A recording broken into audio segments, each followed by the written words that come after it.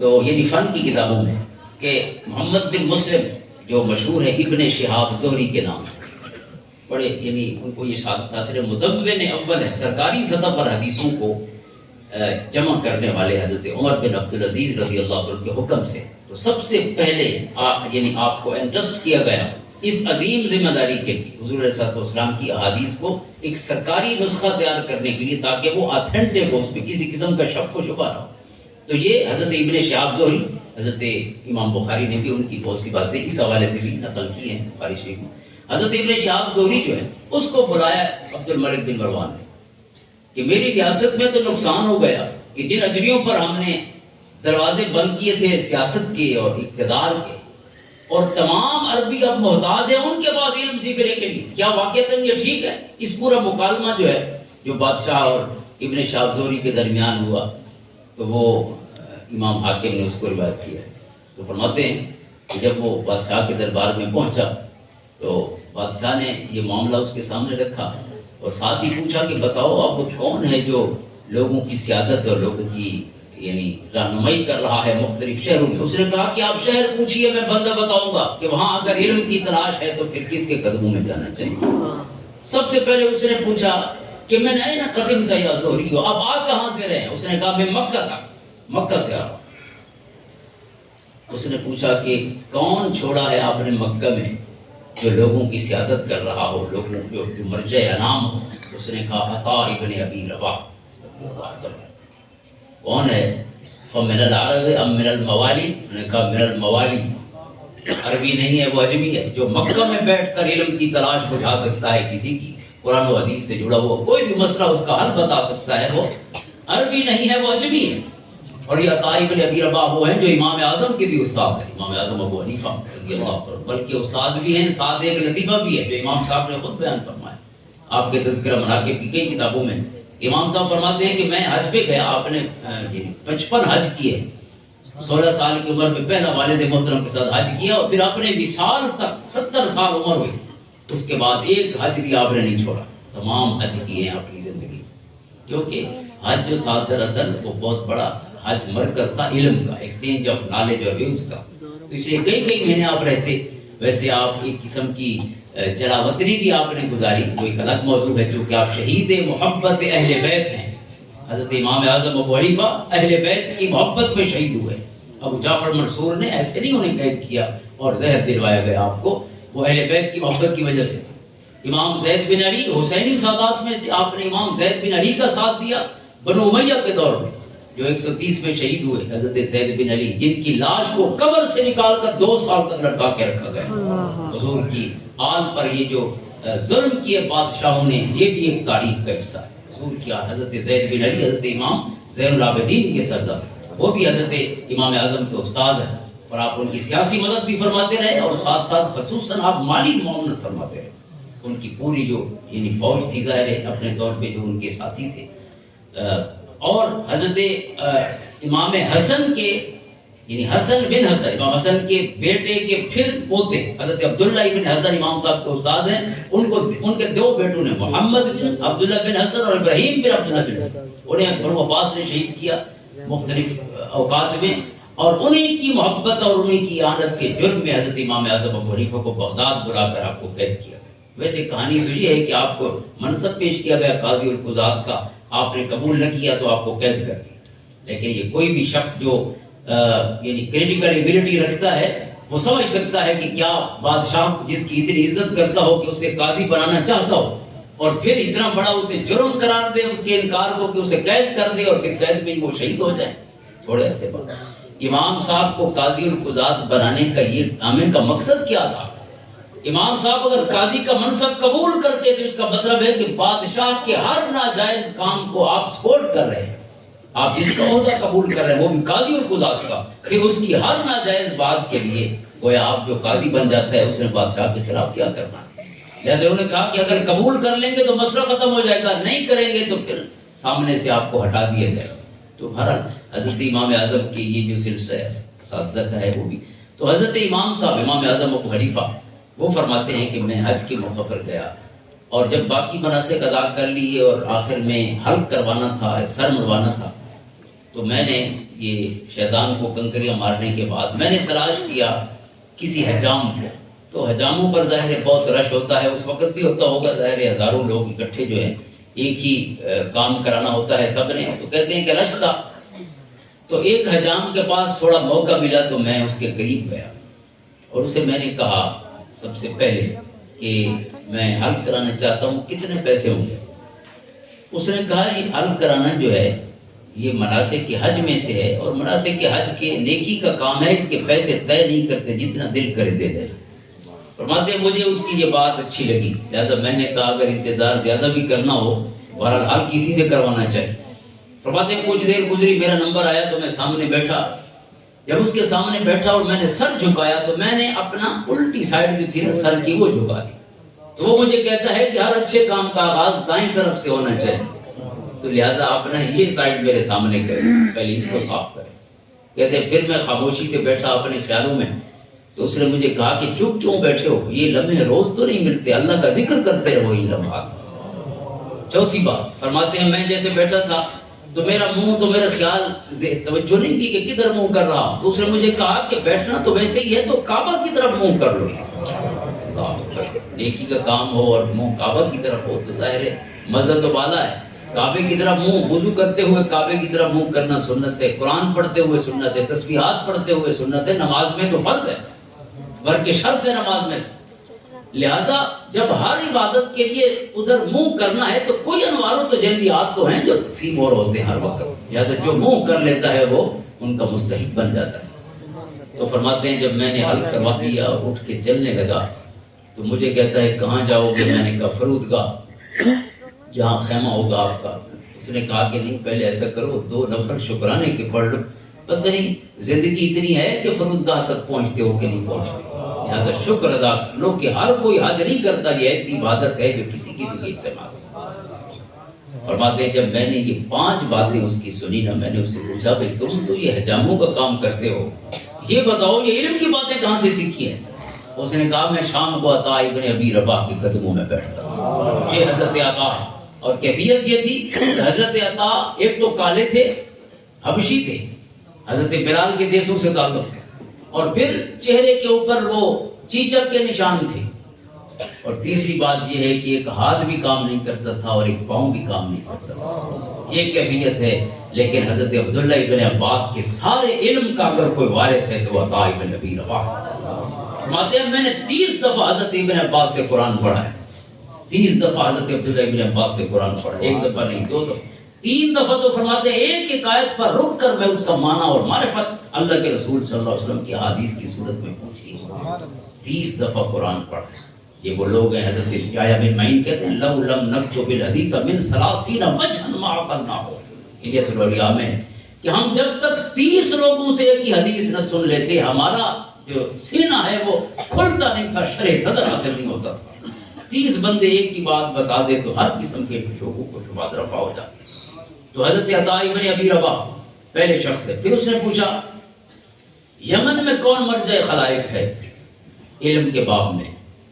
حضرت ابن شہاب زہری سے پوچھ رہا ہے۔ ابن شہاب نے کہا کہ وہاں طاؤس بن کیسان ہے، عربی ہے کہ عجمی ہے، من العرب من الموالی، فرمایا نہیں موالی میں سے، وہ بھی غلام ہے، عجم، ہر طرف عجم ہی عجم چھایا ہوا ہے عربوں کا دیش، لیکن علم کی جو دستار ہے وہ اجمیوں کے سر پہ سجا دی گئی، کئی اور اس کی حکمتیں ہوں گی، لیکن اسلام اپنی اصل شکل میں اس سب سے برے دور میں سیاسی طور پر جب ظلم کا دور ہے، حجاج بن یوسف کی تلوار ہے، حضرت سعید بن جبیر جیسے ہیرو کو شہید کیا جا رہا ہے، لیکن اس کے ساتھ اسلام کی وہ جو اصل روح تھی ایک انداز میں اور ایک لیئر ہے اس کی جو اپنی عملی شکل میں پوری اسلامی ریاست میں سامنے آ رہی ہے۔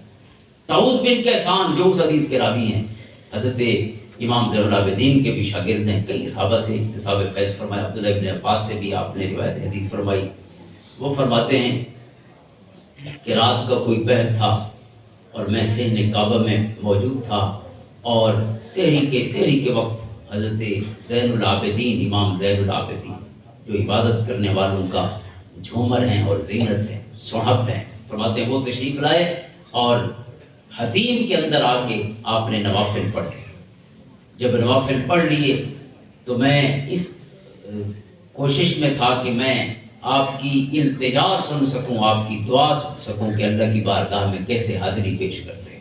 فرماتے ہیں آپ نے دعا مانگی جب نوافل سے فارغ ہوئے کہ اللہم عبیدک بفنائک، اے اللہ تیرا کمزور حقیر بندہ تیری بارگاہ میں حاضر ہے، مسکینک بفنائک، فقیرک بفنائک، سائلک بفنائک، 4 لفظ آپ نے بولے۔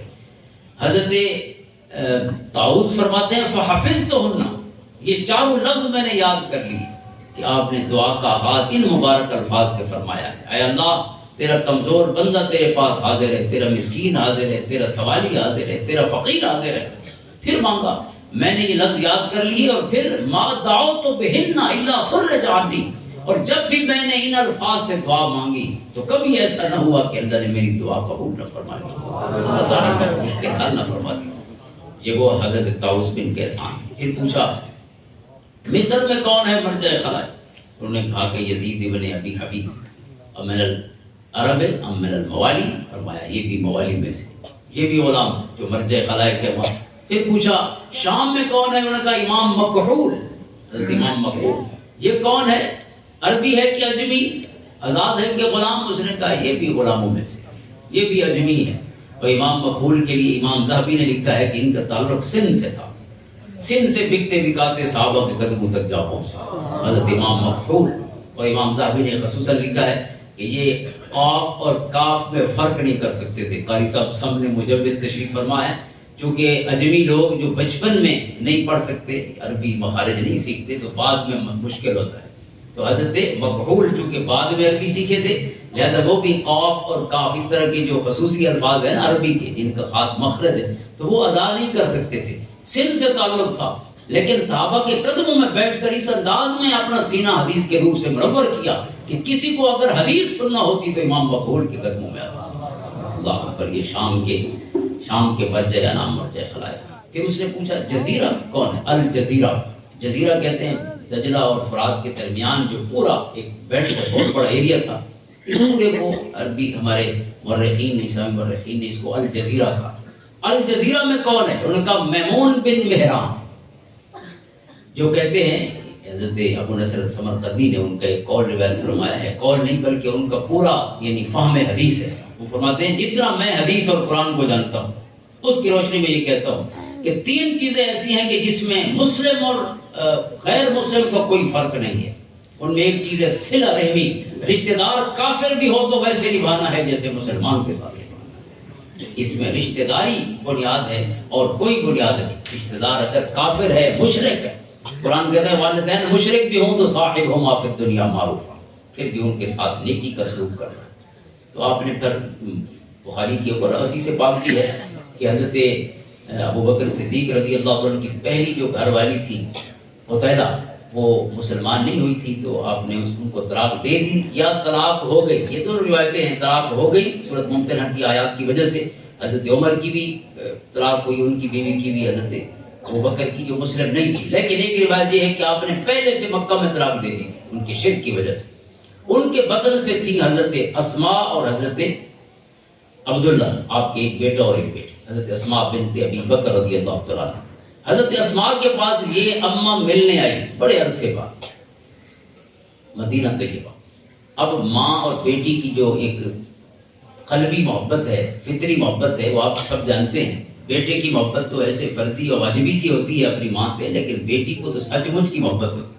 اور پھر کئی سالوں کی جدائی بھی ہو، وہ ملنے کے لیے آئی، اور جب گھر میں داخل ہوئی تو حضرت اسماء نے کہا، جو تربیت صدیقی کا مظہر تھی، انہوں نے کہا کہ اماں تو آ تو گئی ہے، لیکن اب آپ سے بولتے بھی نہیں، نہ سلام کا جواب دیتی ہوں، پہلے میں اپنے آقا سے پوچھوں گی اماں سے بول سکتی ہوں کہ نہیں بول سکتی۔ ایک طرف فطری محبت دیکھیں، دوسری طرف اسلام کی محبت۔ حضور کو پیغام بھجوایا حضرت عائشہ صدیقہ رضی اللہ عنہا کے ذریعے، آپ نے جواب دیا سلی امہ کے یا اسماء، فرمایا یہ اسلام فطرت کا دین ہے، یہ غیر فطری احکام نہیں دیتا، اماں اماں ہوتی ہے چاہے مشرک ہو یا مسلمان، لہذا اسی طرح صلہ رحمی کرنی ہے جیسے مسلمان کی صلہ رحمی۔ یہ بخاری و مسلم کے حدیث ہے۔ تو حضرت میمون کہتے ہیں یہ کچھ باتیں میں یعنی جو عمل کے ساتھ ریلیٹڈ ہیں میں جان بوجھ کے اس واقعے میں تھوڑی جملہ معترضہ یا کوالیفائنگ فریز کے طور پہ، کیونکہ کچھ عمل کی خراب بھی لے کے جانا چاہیے، جینے کے طور طریقے بھی سیکھنے چاہیے، چونکہ اسلام جینا سکھانے آیا، لما یحییکم، جینا کیسے۔ تو حضرت میمون بھی بہران فرماتے ہیں کہ صلہ رحمی کے لیے مسلمان اور غیر مسلمان کی شرط نہیں ہے، بلکہ اگر غیر مسلم ہے تو زیادہ توجہ مانگتا ہے، کیونکہ صرف اس کو تعلق ہی بہتر نہیں بنانا اس کے ساتھ، اسے اسلام اور رب کے اور رسول کے قریب کرنا ہے۔ تو قریب تو وہی ہوگا جس کے ساتھ آپ اچھے انسانوں جیسا سلوک کریں گے۔ لڑائی جھگڑے سے تو کوئی آپ کا دین اپنانے نہیں آئے گا، لہذا ادع الی سبیل ربک بالحکمہ۔ دوسری چیز آپ فرماتے ہیں وہ اس پر اعلیٰ حضرت امام محمد رضا خان رحمۃ اللہ تعالیٰ علیہ کی پوری کتاب رسالہ بھی ہے آپ کا، وہ یہ ہے کہ یہ جو دیانت داری ہے نا، یعنی لین دین کا معاملہ ہو یا خرید و فروخت کا معاملہ ہو، اس میں جو ایمانداری ہے، دیانت داری ہے، اس حوالے سے آپ فرماتے ہیں کہ دیانت داری کفار کے ساتھ بھی ضروری ہے، صرف مسلمانوں کے ساتھ نہیں۔ جیسے ملاوٹ ہے، کاروبار میں 2 نمبری وغیرہ ہو گئی، تو یہ دھوکہ آپ مسلمان کو بھی نہیں دے سکتے، کافر کو بھی نہیں دے سکتے۔ یہ نہ سمجھیں کہ حضرت امام محمد رضا خان سے یہی سوال کیا گیا اعلیٰ حضرت سے، آپ نے اس کا جواب لکھا پورے ایک رسالے کی صورت میں۔ کہ کسی نے پوچھا کہ جہاں ہندو بہت زیادہ ہیں، مسلمان بھی ہیں، ہندو بھی ہیں، کیا مسلمانوں کے ساتھ دھوکہ فراڈ نہیں کرنا؟ لیکن ہندوؤں کے ساتھ تو ہونا چاہیے نا، دل بھی کرتا ہے، یعنی آپ نے دل کی تسلی کے لیے کہ ان کو ان کے کافر ہونے کی سزا دی جائے، آپ نے فرمایا ان کے ساتھ تو زیادہ ایمانداری کی ضرورت ہے، کیونکہ وہ آپ سے نفرت نہیں کریں گے اپنی 2 نمبری سے، آپ کے دین سے بھی متنفر ہو جائیں گے۔ وہ آپ نعوذ باللہ آپ کے رب اور آپ کے نبی کے بارے میں بھی برے کلمات کہیں گے، اگر آپ کا معمولی سا عمل ان کے اتنے بھیانک رد عمل کا ذریعہ بن جائے۔ بہرحال تیسری چیز آپ اس میں فرماتے ہیں وہ وعدہ ہے، جو وعدہ نبھانا ہے، جس سے بھی وعدہ کیا ہو۔ حضور علیہ السلام نے کفار مکہ سے بھی معاہدہ کیا، یہود مدینہ سے بھی معاہدہ کیا، نجران کے عیسائیوں سے بھی معاہدہ کیا، جتنے معاہدے کیے آپ نے تمام معاہدے نبھائے۔ تو حضرت میمون بن مہران الجزیرہ کے شہنشاہ ہے علم کے بعد۔ پھر اس نے پوچھا خراسان میں کون ہے؟ وہاں ضحاک بن مزاحم، وہ کون ہے؟ وہ بھی اجمی ہے، وہ بھی موالی میں سے، وہ بھی غلاموں میں سے۔ پھر اس نے پوچھا بصرہ کا، تو بصرہ میں حضرت حسن بصری ہے، جن کا ذکر خیر ہو گیا، حسن بن ابی الحسن رضی اللہ تعالیٰ عنہ اجمعین۔ حضرت حسن بصری جن کے بارے میں حضرت انس بن مالک فرماتے، حضرت انس بن مالک اللہ کے رسول صلی اللہ علیہ وسلم کے وہ صحابی کے جو سب سے آخر میں فوت ہونے والے صحابہ میں سے، اگرچہ سب سے آخری نہیں وہ اور ہے، لیکن یہ 92 ہجری 93 یا 95 ہجری آپ کا مثال ہے، یعنی پہلی صدی کے اینڈ میں۔ تو حضرت حسن فرماتے سلو مولانا الحسن، یہاں لکھا ہوا ہے کہ حضور کے صحابہ حضرت بلال کو اپنا سردار کہتے تھے، حضرت عمر کہتے کہ سیدنا بلال۔ یہ سامنے ایک بڑی خوبصورت بات لکھی ہے، اس طرح کے علم میں اضافے ہونے چاہیے۔ حضرت بلال کو حضرت عمر اپنا سردار کہتے ہیں، یہ اسلام کی تربیت تھی۔ جن غلاموں کو انسان بھی پورا نہیں سمجھا جاتا تھا ان کو سردار بنا رہے ہیں۔ اور اسی طرح حضرت حسن کو حضرت انس کہتے ہیں سلو سیدنا الحسن، ہمارے سردار حسن سے پوچھو، میرے پاس مت آؤ، کوئی مسئلہ ہو تو ان سے سوال کیا۔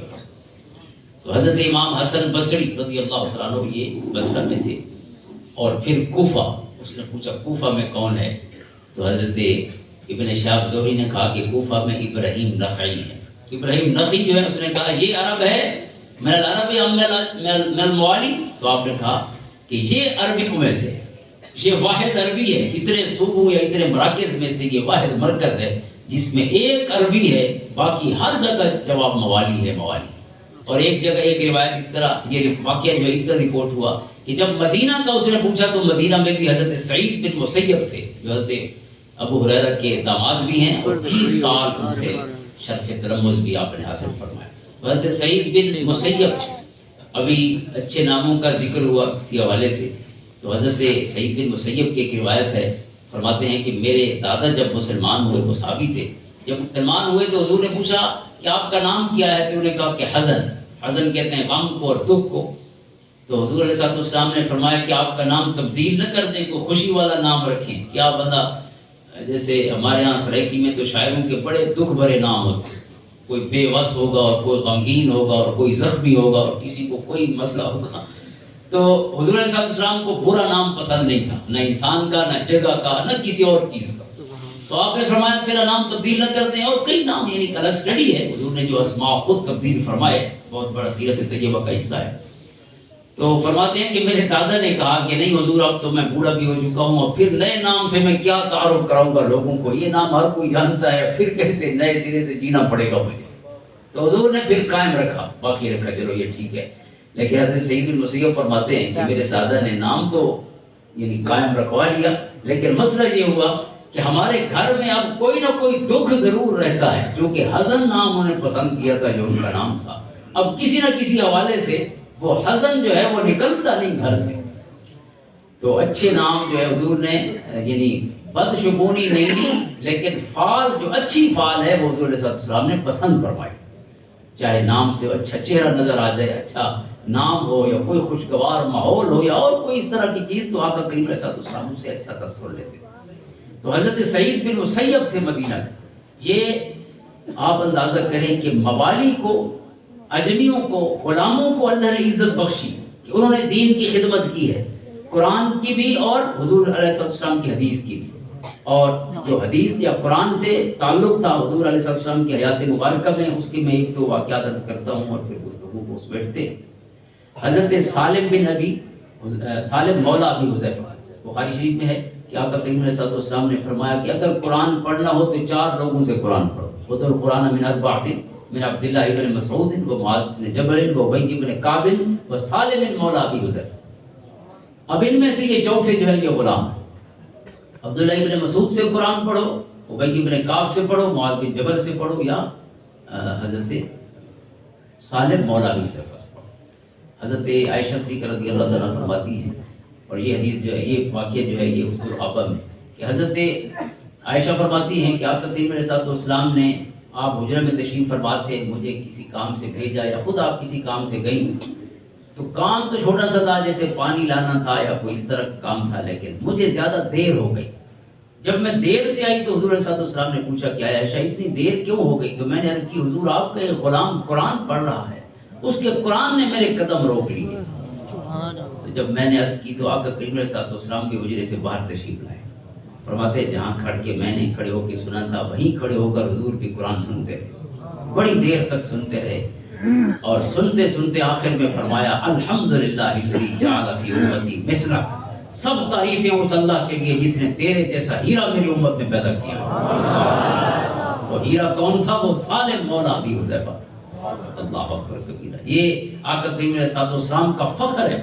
حضور علیہ السلام نے جو جنازے اکٹھے پڑھائے ہیں، خصوصاً احد میں 70 غلاموں کا حضور علیہ السلام نے اکٹھا جنازہ پڑھا۔ اکٹھے سے مراد یہ ہے کہ ایک ہی دن چونکہ شہید ہوئے تھے، اور اس میں بھی دلچسپ چیز ہے کہ حضرت امیر حمزہ جو حضور کے چچا تھے رضی اللہ تعالیٰ عنہ، سید الشہداء، ان کا جنازہ حضور نے 70 دفعہ پڑھایا ہے، 70 دفعہ ایک اپنے چچا کا جنازہ پڑھا، کیونکہ آپ ہر جو میت تھا، شہید تھا، اس کا جنازہ الگ الگ پڑھاتے رہے، لیکن فرمایا میرا چچا پڑھا رہے۔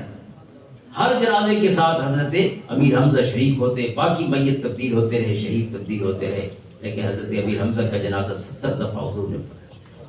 تو یہ جو جنازے جب حضور پڑھاتے تو سب سے پہلے حضور فرماتے جو قرآن زیادہ بہتر جانتا ہو اسے میرے قریب رکھو۔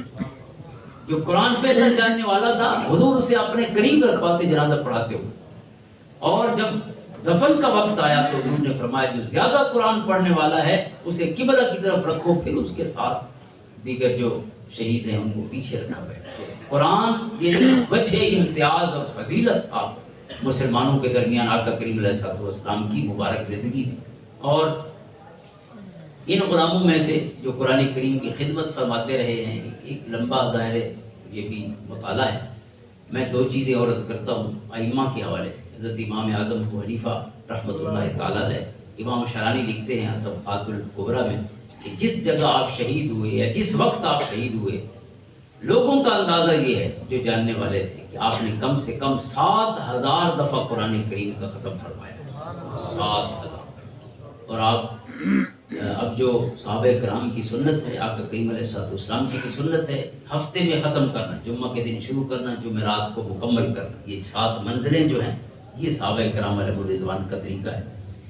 تو اگر 7 منزلیں کوئی پڑھتا ہے تو وہ سال میں 52 ختم کرتا ہے، کیونکہ سال میں 52 ہفتے ہوتے ہیں، تو 52 ہفتے سال میں، اس حساب سے اگر آپ دیکھیں تو پھر 7000 نہیں بن سکتے۔ اگر آپ 3 دن میں یہ ختم کریں تو پھر اگر 60 سال کسی کی عمر ہو تو وہ 7000 قرآن پڑھ سکتا ہے، لیکن آپ کی پوری عمر 70 سال تھی تو پہلے ظاہر بچپن بھی اگر شامل کریں تو 60 سال ہی قرآن پڑھنے کے نکالیں تو پھر بھی 3 دن میں گویا ایک دفعہ قرآن پڑھتے رہے 10 پارے۔ اور یہی طریقہ حضرت امام بخاری کا، یہ تہذیب الکمال فی اسماء الرجال حضرت حافظ یوسف مزی رحمۃ اللہ تعالیٰ علیہ کی کتاب ہے اس پر، رجال پر، اور یہ ویسے تو زیادہ تر تو اس میں جو رجال ڈسکس ہوئے ہیں وہ سیاہ ستہ کے ہیں، لیکن اس کے علاوہ بھی کچھ کتب کے رجال ہیں، جتنی بھی رجال کی کتب ہیں اس میں تقریباً سیاہ ستہ سب سے پہلے ہے، لیکن باقی رجال بھی شامل کیے گئے۔ تو حضرت یوسف مزی کی اس کتاب میں، اور ویسے یہ تاریخ بغداد میں بھی ہے، تاریخ دمشق میں بھی ہے، کہ حضرت امام بخاری کے شاگرد کہتے ہیں کہ جب رمضان شروع ہوتا تو تمام احباب جو تھے، آپ کے دوست تھے، اصحاب تھے، وہ سب حضرت امام بخاری کی خدمت میں حاضر ہوتے اور امام بخاری 20 رکعت تراویح پڑھاتے ہیں، اس پہ 20 رکعت تراویح کا ذکر ہے۔ امام بخاری